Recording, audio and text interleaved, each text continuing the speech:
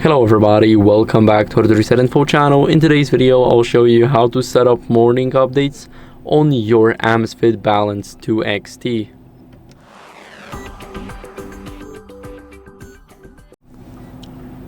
So first, what you guys want to do is go over into the settings. So open up the apps, tap on settings, and here in those settings, you guys want to go over to preferences.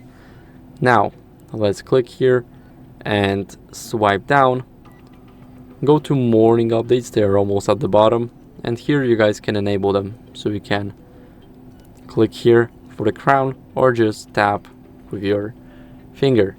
Now, here we can set it up. You guys can check the content settings. Here you can customize the content of your morning updates. So you will see yesterday's activity, PAI, events, so your calendar, sleep, battery, and weather. You guys can also add something. And as you guys can see here, we can add the Zeb Coach and cycle tracking for females. So that's what you guys can add here. That's basically how you set it up. All it takes is just one switch.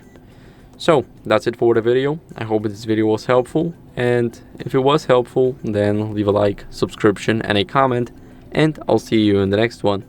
Bye.